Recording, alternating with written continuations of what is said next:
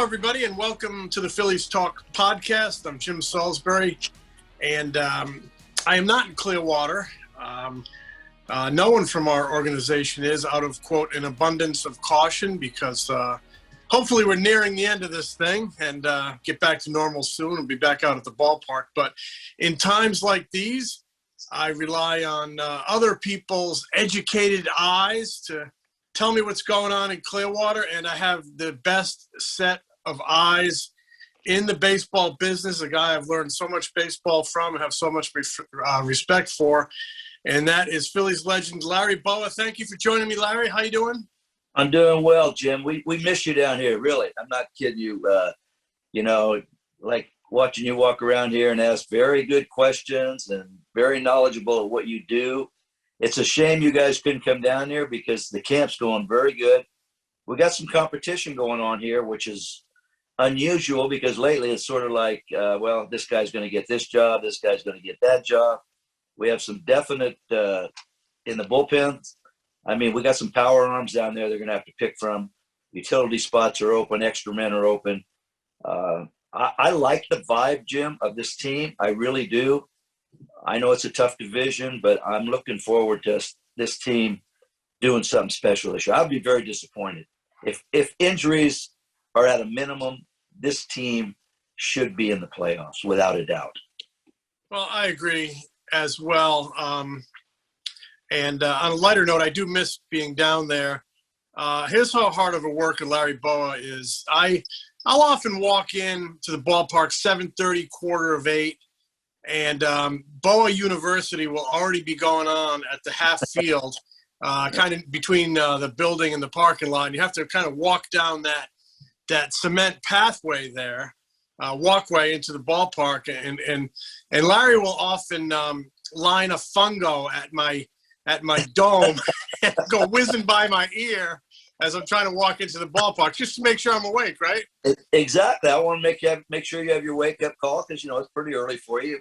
And you probably already had one cup of coffee. So I figure maybe a line drive right by your body there might wake you up a little bit more and get you started for the day. I miss doing that. I really do, because I always look up there. Guys are coming down the steps there. We're seeing who's coming in to cover the Phillies. And you're one of the first guys there. And it's been a weird spring training, believe me.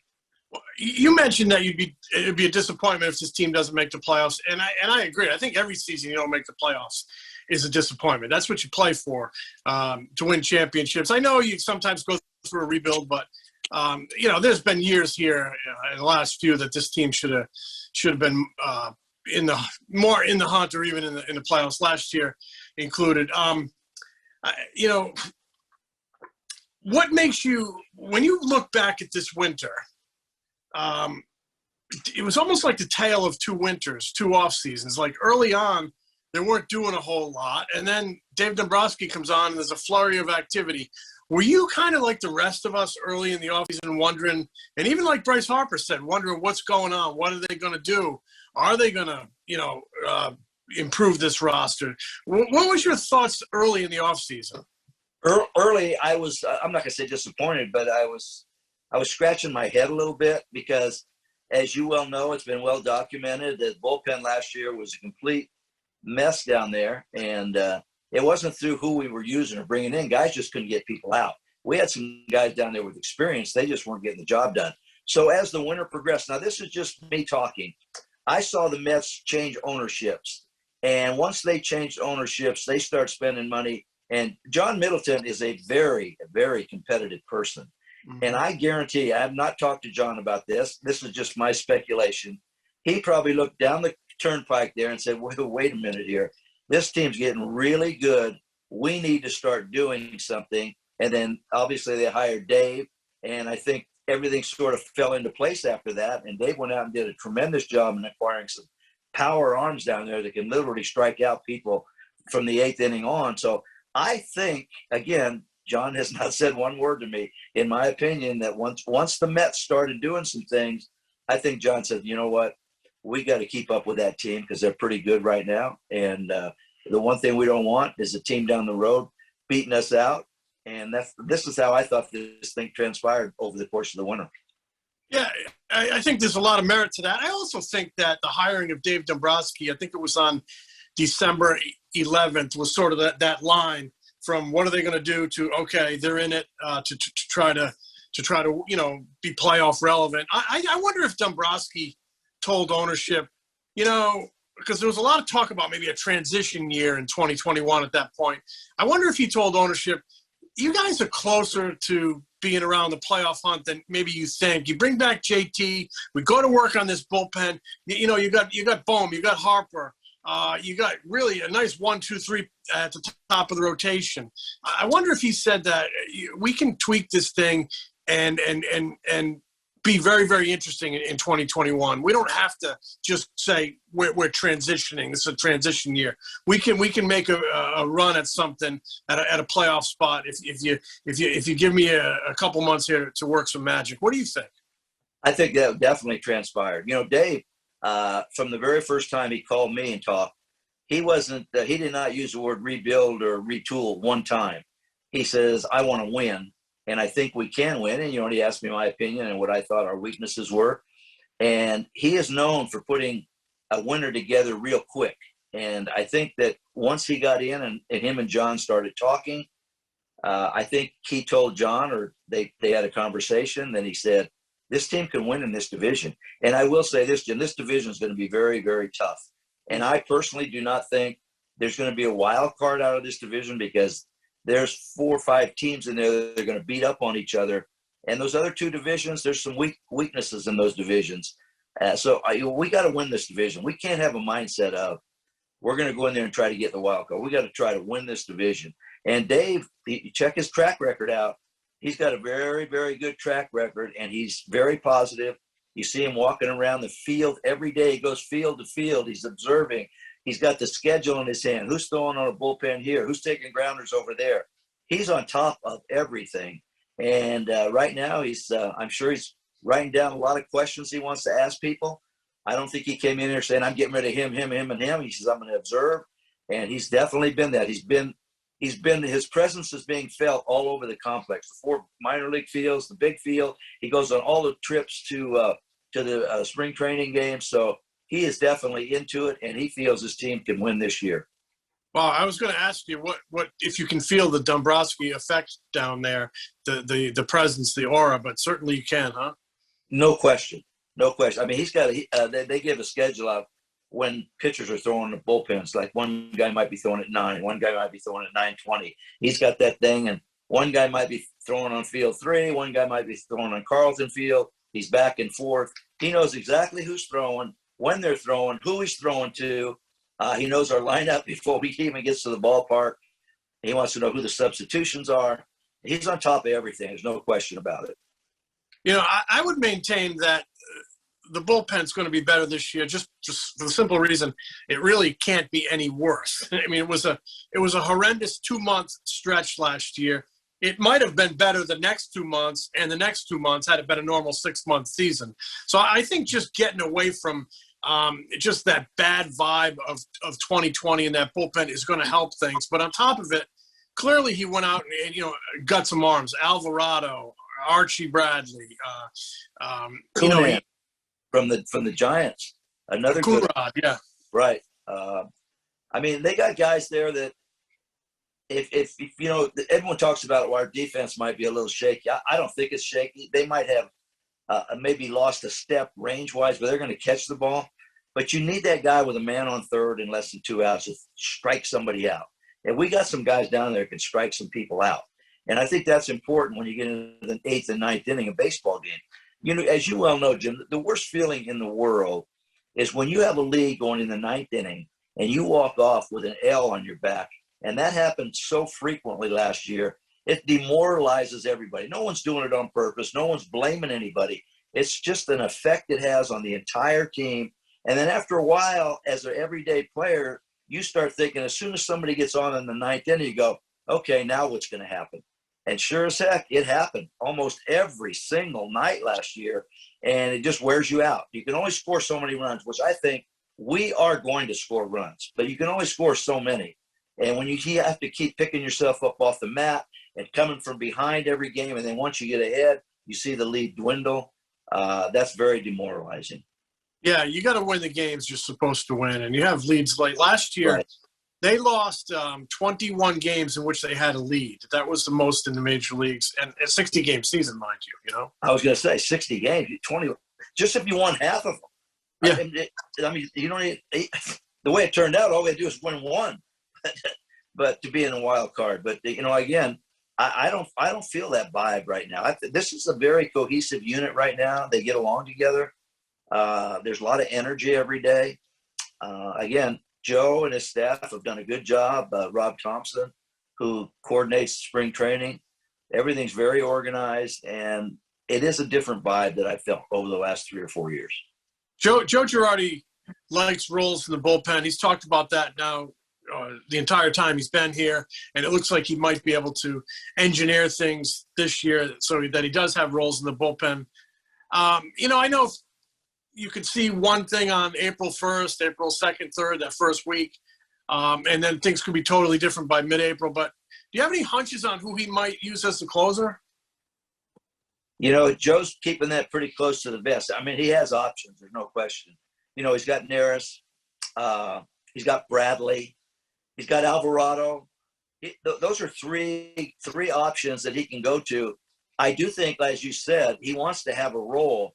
And again, that doesn't mean if so-and-so is the closer April 1st, he's going to be the closer July 1st. Right. I think he's going to let this spring play out, let these guys battle to see who he thinks or has most confidence in the ninth inning, and then he's going to announce it. I don't think you're going to see him announcing that part of the rotation, the closer rotation, until later on in the spring. He wants to get all his eggs in one basket, evaluate, listen to his pitching coach, and then I think then he'll make a decision. But all three of these guys are capable of coming in and shutting the door. And it's really it's like the last 9 outs were such a big problem last year. And gosh, I mean, they're all huge. I mean, sometimes the save is in the 7th inning. You face the meat of the order in a big situation, you get out of it, and it's smooth sailing, the rest of the way. I remember watching the 96 Yankees when Mariano Rivera had his breakout year as John Wetland's setup man. And I just think he used to demoralize teams in the 8th inning. And in a little bit of in a strange way, I think it might have made Wetland's 3 outs maybe a little easier sailing in that 9th inning. Not all the time, but certainly sometimes. So I think you really need to look at that 7th and 8th inning as well. And sometimes I think and I doodle on my notebook a little bit, like, what would happen if you built like a really formidable 7th and 8th inning with like Neris and Bradley and Coonrod and Alvarado and Tony Watson and Kessler, and had all of those guys kind of in at your disposal in terms of tough matchups, and did something crazy like close with Connor Brogdon? Oh, that wouldn't shock me at all. The way the analytics are right now, they have the matchups on. Hey, this guy's pitches have a very good chance of getting these 3 hitters out. A guy like Alvarado, Jim, is very intriguing because even though he is left-handed, he has unbelievable sink on his fastball. It doesn't matter, that rule, you have to face 3 hitters. I don't really think when he's throwing the ball over the plate that it matters if you're right or left-handed. He's got terrific movement on the baseball, good velocity. The key is going to be his ability to throw strikes consistently. And so far, knock on wood, I know it's early, he's thrown the ball over the plate. And you mentioned Tony Watson, who's had that ability. He's done that stuff. You mentioned Bradley. You mentioned Neris. You mentioned Coonrod. Those guys are all capable. And it wouldn't shock me if during a stretch that, hey, maybe he used his closer 2 days in a row, then he mixed and matched the next 2 days. That could very easily happen with those kind of arms down there. And the way the game sort of evolved, they have all the info as to this guy's pitches will get this type of hitter out. And, as you well know, the analytics have not taken over, but they're very strong in clubhouses right now. And it wouldn't shock me to see that happen. But again, I do think that Joe would like to say, you got the 7th, you got the 8th, and you got the 9th. And as we well know, that it's not always that easy. Well, I do like Brogdon. I like the arm. I like the ingredients. I think it's a learned skill closing, because you're going to have the stomach for it. There might be a lot to throw at a young guy, but I think he's very important down there. And important on two levels. They need to start developing homegrown pitching, whether it's starter or bullpen, and get them here, so you're not always relying on the free agent market. At the rotation, you have a big free agent a year ago in Zach Wheeler. You have a homegrown guy in Aaron Nola, and you have an almost homegrown guy in Zach Eflin. Came over in that first trade for Jimmy Rollins. I really like the top three. How about you? I love the top three. And what I've seen so far, the two guys they brought in Moore and Anderson, I really like them. Again, I don't like to get excited over spring training because right now you see a lot of 89s and 91s playing, starting in games. That means they're young kids. So sometimes, excuse me, you don't get a good read on pitchers' stuff. But so far, I've really liked those two guys. Velasquez had a good outing. Howard had a good outing. If you by chance had a guy like Howard, and again, I don't know this, if you said you're going to start in AAA, that's an unbelievable insurance policy to have down there, because you know that during the course of a season, someone's going to miss a start, someone's going to have tendonitis, something's going to happen in a rotation. You hardly ever go with 5 starters the whole year. So to have that kind of stuff down in the minor leagues, to me, is very promising. We haven't had that in a while. And, right now, Vinny's fighting for his job. So, you got two guys with good arms that right now, if we were open today, they might not be in the rotation. Again, that's Joe's decision and Dave's. It could very easily be the two new guys that we talked about. But those are good decisions to have, because having inventory is just as important as having a solid rotation. No question. Few teams go through a season with 6 or 7 or 8 starters. It's usually right. It's usually more than that. And then this year you have the whole, the jump up in innings after a short season. They're going to protect guys a little bit more, and I think that's smart in a lot of ways. But you mentioned Spencer Howard, like Connor Brogdon, homegrown guy. They need to start delivering some of these guys. I don't think it has to happen for him on April 1st or April 20th, but at some point this season he has to be a contributor. It's time. Right. It's time. I think he's going to be 24 years old. He's got a world of talent. I think it's time to really show people why they believe in you a little bit. Well, the other thing, Jim, as I said, John Middleton loves to win, and the bottom line here is we do have to start developing, because we're asking a lot for John to keep writing checks out every winter to get free agents. We have to start developing from within. And you just talked about Howard, and Howard's got stuff to pitch in the big leagues. He needs innings. There's no question about it. He's a guy that just hypothetically, like I said, he could very easily make our team. But if he didn't, and he went down there and pitched, that's a nice piece to have in July when the trading deadline comes. Say, hey, we got another pitcher here. So, I don't know how it's going to play out, but I've seen this stuff. It's playing up much better than it did last year. I didn't think he threw the ball very well last year. Again, it's shortened season, the virus. There's a lot of things that went into all those things that happened last year. I sort of take last year with a grain of salt. If a guy hit 350, I go, okay, it was 60 games. But also if he hit 220, I say it was 60 games. So I think you got to give some guys the benefit of the doubt. I know one thing, Jim. I didn't have to go through all this stuff that they're going through, but I am going through it now in spring training. This is a tough grind what they have to do. Every other day you do the spit test, and then you have to take your temperature in the morning when you come in. And now we have these gadgets we put on our wrists that tell you who you're talking with, how long you've been with them. It's tough. It really is tough. And to go through all that, and from what I understand, when they go on the road, they're in their hotel room. If they go out, they got to say who they're going to eat with, where they're going, what time they left, what time they come back. I take my hat off to the players, coaching staff. That's tough. And I'm glad I didn't have to do that. I mean, I'm doing it this spring because, I'm glad I'm down here. But to do that every single day, it takes a toll on you. Yeah.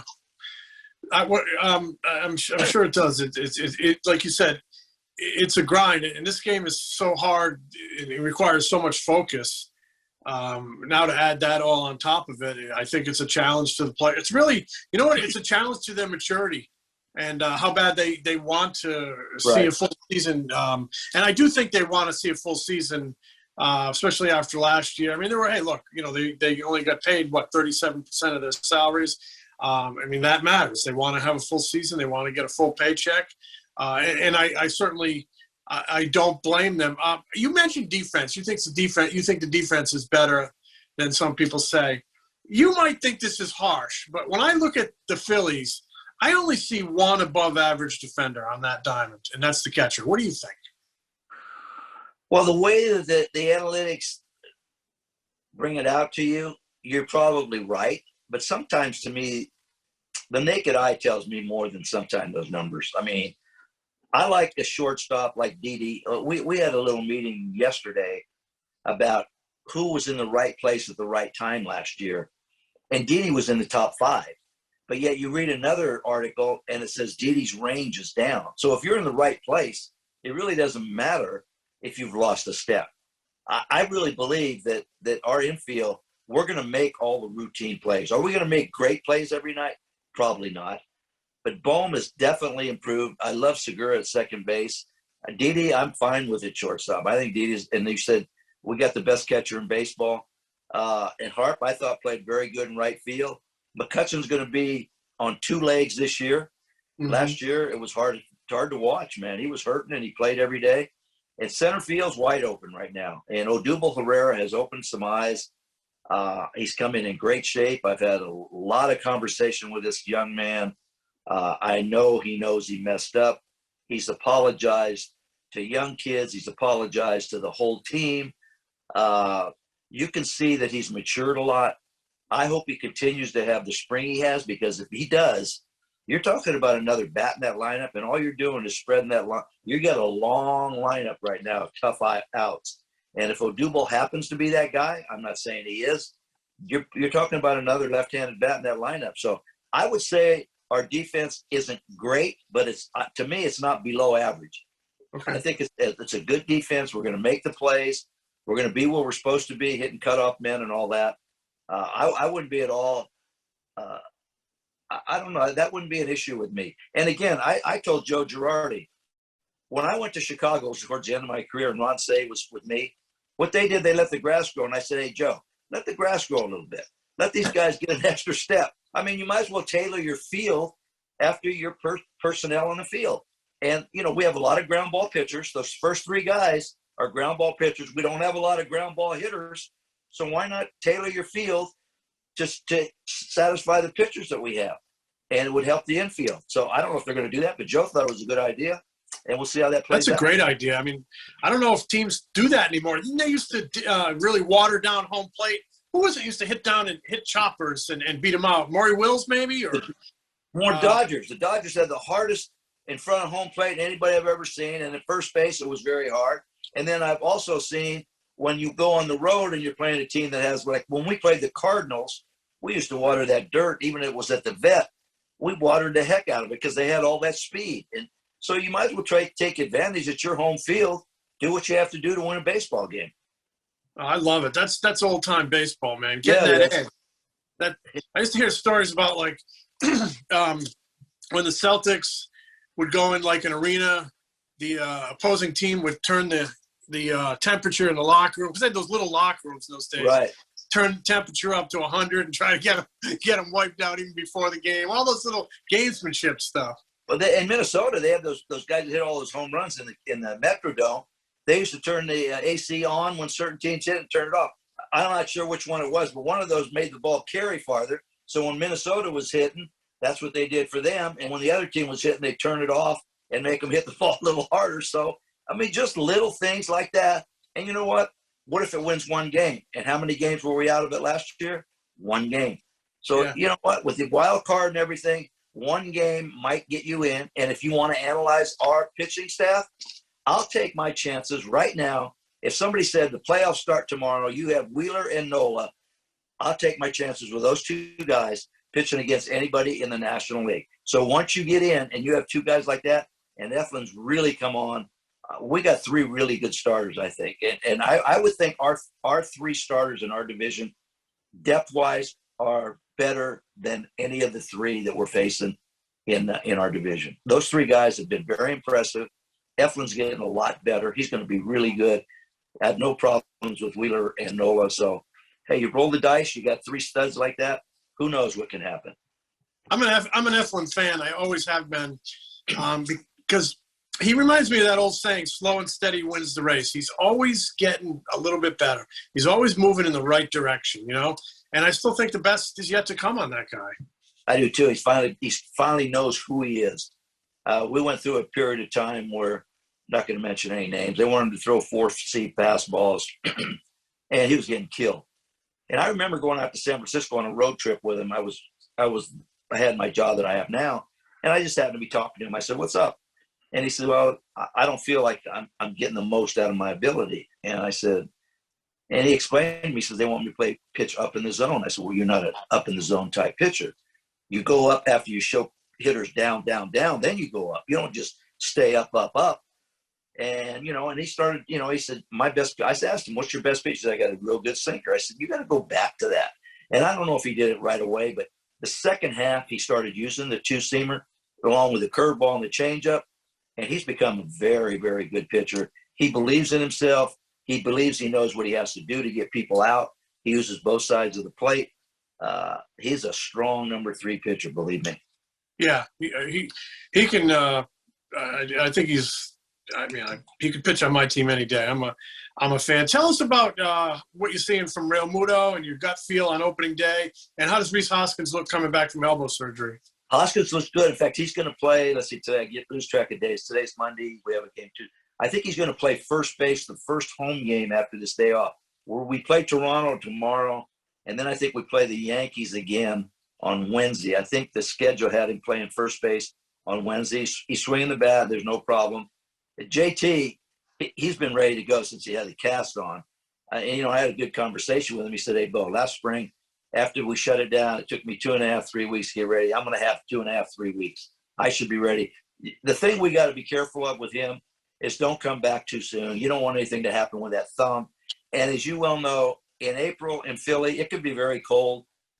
If he were to miss, I don't think he is, but if he were to miss 4 or 5 games, big deal. I'd rather have him 100% than maybe 90. But he said he has all intentions of playing opening day, and knowing him, he'll probably be out there. I think that he could start swinging a bat later on this week. He gets re-x-rayed, I think, Thursday. And towards the end of the week, if he gets the okay, he can start swinging the bat and everything. He's never stopped catching. Even with the cast on, he's warmed up pitchers with one hand. This guy, he gets it. He knows what he has to do. I think he's going to be in the lineup opening day. He's such a good baseball player. And I think that means something, that expression, baseball player. He's a great baseball player. And he brings a lot to that clubhouse. He's just so solid as a man. Yes, and I think he brings a lot to that. I think there's some trust in that pitching staff in terms of the way they all bond. I think they like him. There was a great picture floating around a couple weeks ago of you and Charlie Manuel and Bryce Harper. Really good picture. I don't know if you saw it. I saw it. Full color. We got in trouble, though. What? It just so happened, I had an itch on my nose, and I took my mask off, and the pitcher had me with no mask. And of course, there was a memo brought down, "Hey, you guys wear the mask all the time." And it was off for it couldn't have been off for more than the time they went and clicked the pitcher. Because, when you have the pitch, I just took it off and I started scratching.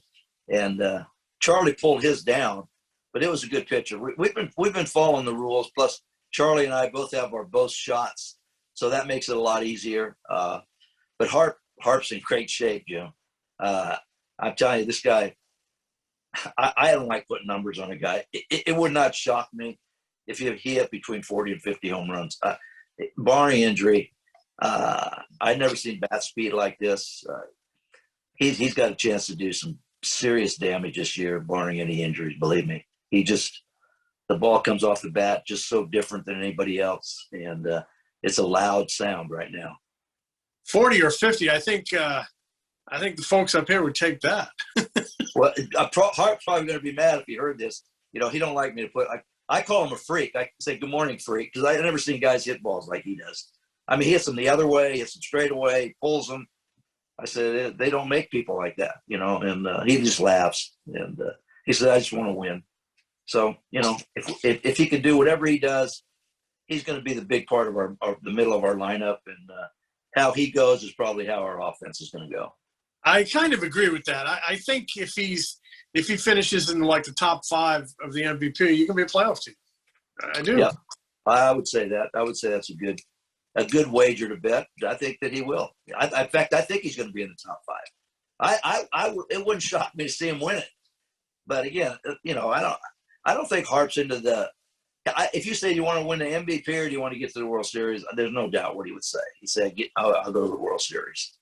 Yeah, I think he's made that clear. He wants to win a championship. That's what it's all about. I mean, he was actually pretty strong the other day talking about, we can start getting to the playoffs. Just, not getting there is just not good enough. We have talent. We have a big payroll. We're in a big market. We need to start getting to the playoffs, almost like consistently. And I agree. This is a big market that spends on payroll. Ownership who's clearly shown again this winter that it's willing to do it. And gosh, a decade without playoffs is too long in this town. It is, and when you consider the payroll that it's been, John Middleton he said, go get him. And if you know John, I know you know him. He's very competitive. He wants to win. He wants to win badly. And he's shown everybody on the baseball team, he's shown everybody in Philadelphia that I'm willing to write these checks out, but I got to see some production in October. Have you seen, I know you like to work with young kids. I mentioned early on the half field. It's sort of like Bowa University. You're out there instructing infield. But infield, outfield, a pitcher, catcher, hitter. Have you noticed a young kid? Because there's a bunch of them on the other side, maybe that you like, that's an interesting talent. Yeah, there's a kid named Maton I really like. He can play short. He can play second. He can play third. The guy that opens my eyes catching the ball is Torresi, the little guy from the Yankees. Oh, Torreyes, yeah, Ronnie Torreyes. Torreyes. I love that kid, but again, he's not on the roster. Ohapi, a young catcher. Yeah. Who I think is going to be this kid. He impressed me so much. They put him in a game. And this kid's really young. He's got tools that's unbelievable. But the pitcher struck out a hitter, and they came in the dugout, and I was sitting down, and he told the pitcher, he says, do you know why I call that pitch? And he goes, yeah, I think I did. And he said, well, I was watching his feet in the box, and he moved up in the box. And I'm saying this kid, guys in the big leagues don't do that. He was so observant of where the guy was standing at the onset of the at-bat to the end of the at-bat, and he felt he could get him out with a certain pitch, and he did. But to hear that conversation, to me, was pretty eye-opening, because young kids like that, first of all, they're in awe of being there. You wouldn't even think they'd even be thinking about that. And but it was very impressive. There's another guy that I got to look at my notes here, because there's so many guys. Hall, the first baseman, big time power, left-handed hitter, and he's been very impressive. Chatham from Boston, we got him. He's a utility type infield. He swings the bat very well. His asset is his offense. He needs work defensively, but he's been very impressive. The center field job, to me, is wide open, as we talked about. And I got one other kid. I'm losing my train of thought here. Moniak? The kid from I know him. Jankowski. Travis really Jankowski. He's got significant big league time. Big league time. And this kid, you talk about a baseball player, big time, and he's tearing it up right now. He might be, defensively, our best outfielder. He can play all three. He runs them down. He's like a singles, doubles hitter. He can steal a bag. He lays down bunts. He can run. Another good piece if he didn't make the team. Again, I don't know who's going to make the team. With Hazley out, I don't know who's going to be out there. But if he didn't make it, You got an insurance policy down there that I would never be afraid to bring this kid up. He can play anywhere in the outfield. Gives you good quality at bats. So again, there's depth out there. It's a shame Hazley got hurt because I thought he looked really good in spring training. And Odubel's out there, Quinn's out there. It's going to be a matter of who they're going to take. How's Kingery look to you? Kingery has the surprising thing about Kingery is that, and again, this is Joe and the staff and maybe Dave, he's only played a couple innings a second. He's been all in the outfield. So maybe their plans are, if you win this job, you're going to be our center fielder, because he has hardly done any work in the infield. And, that I was sort of surprised at seeing that, but I guess they might have a plan that this is what they want to do. Maybe they want him to just concentrate on one position, and it might help his offense. He shows signs of game so far of getting the swing down a little bit more instead of swinging up. And then the next game, you'll see 3 pop-ups. I would not give up on Kingery. Kingery's too young. He's got too many tools. Who's to say he can't get hot here? And but right now, it's probably a three-horse race for that outfield, with Kingery, Quinn, and Odubel. The other thing we're going to have problems with, Jimmy, we got a lot of pitchers that are probably going to make this team that are on the roster. So you're going to have to take names off. And you might have an outfielder or an infielder that aren't on the roster, like Matt Joyce. Matt Joyce, he's not on the roster, and he's a professional hitter. He'll give you some good at-bats. Miller, another guy, but he's on the roster. Those two guys add a lot of bench strength. Now, is Joe going to take 2 left-handed hitters off the bench? I don't know. I mean, that's a question that's got to be answered. It'd be nice if we had a right-handed hitter coming off the bench with those guys, but right now we really don't. So these questions are going to be answered. Who has options? Who doesn't have options? I know that Quinny, he's out of options. Quinn's out of options. Whereas a guy like Kingery, he still has 3 options. So these are things that the front office and the manager have to weigh out here as to what's going to be best for our baseball team. Well, the over-under on this team in a lot of places is 81. Listening to you, I disagree with it. I disagree with that. We're getting over 81 wins. I really believe that. Unless we have a bunch of injuries, but this team's better than 500. The lineup is top to bottom is potent. As you said, the 3 starters, the bullpen's much better. I don't see this team. I tell you what, if we only win 81 games, to me that'd be a bad season. That's in my opinion. And that's the way people need to think. When you have a payroll that high, a winning season and talent like they have, the guy in right field, the catcher, third baseman, first baseman, the top 3, you got some arms in the bullpen now. I mean, there's too much talent to be satisfied with breaking, 9 years without a winning season? No, that's right. A winning season, it should be the minimal goal here. They need to make some noise. It's tough to. Atlanta's good. Washington's got Soto. They got Schwarber now. They got firepower in the rotation. The Mets to me have the best. DeGrom might be the best pitcher in baseball. So they got Lindor now. They made some big moves, the Mets. They're to me right now. I mean, I think we're as good as all those teams. But if you had to pick one team that you have to beat, it's got to be the Mets. And then we also, as you know, we got to play Miami better than we played in the last 5 years. That's ridiculous. Nothing against Miami. They got some good arms. We got to win more games than we lose against a team like Miami. And unless we start doing that, we're going to have problems. But I think that's going to come to a quick end here. We have to have from day one, and I think I can feel that a little bit. There's got to be a sense of urgency out of the gate. I think we play the Mets and Atlanta. That's all we play the first 2 weeks. Yep. And, that's going to go a long way. You can't get out of the gate there. If you have 14 games with them, you can't go 4-10. You don't want to play catch-up right from the start. I know you can't win a championship in April, but you sure as heck can lose one. And you cannot let that happen the first 14 games. Do you want to play 500? I wouldn't, but would you take 500? Getting 14 games out of the way? Who knows in April? The weather's bad and everything. You got to play at least at least 500. I think you got to go 9-5 against those teams.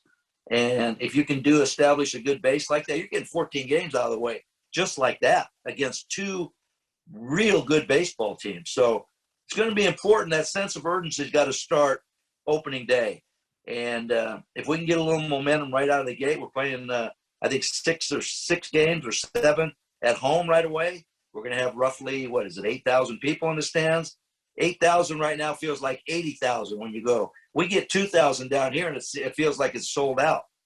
So it's a good feeling. Players all like it. They say, hey, man, we got people yelling, and you can't hit, you stink. I mean, that's all part of baseball. So that atmosphere is going to be important. And I think that from what I understand, those tickets are already gone, the 8,000 or whatever it is they sold. So that's going to be fun to watch and get the fans into it a little bit and see what happens. I think you got to win early because there's a possibility and maybe even a likelihood that as the season unfolds, more fans will be allowed in the ballpark. If you're in 4th place and not playing good, are they going to want to be spending their money to come out there? So, give them a reason to come, not only because, they couldn't come last year. Give them a reason to come because they're going to see a good chance of a W that night, a team that's in contention.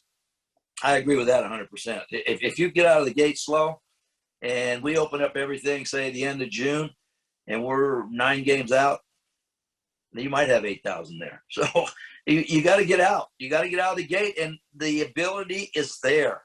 They got to go out there, and they got to act like every game's important, which I think they do, but there's got to be a sense of urgency on this team.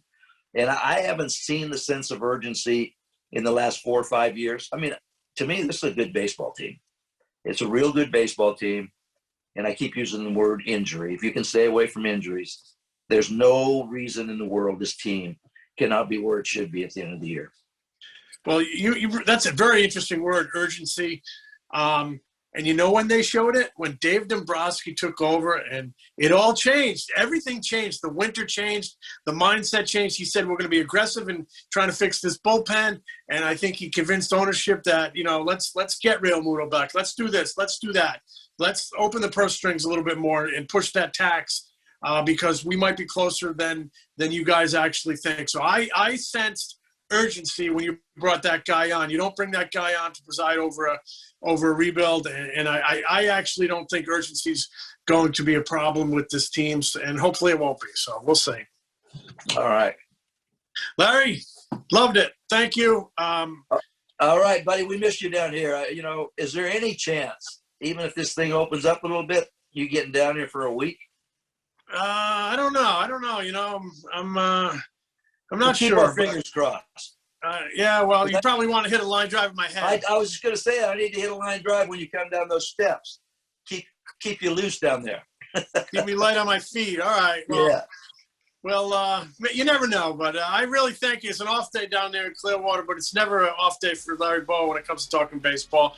Thank you very much. Thank you for listening. Thank you, Bo. Be safe down there. Wear your mask. I do. I wear it. I'm not wearing it in my house, but I wear it. Hey, thanks for listening to the Phillies Talk Podcast. I'm Jim Salisbury. We'll be back later this week with Corey Seidman for another edition. Catch you then. Thanks for listening.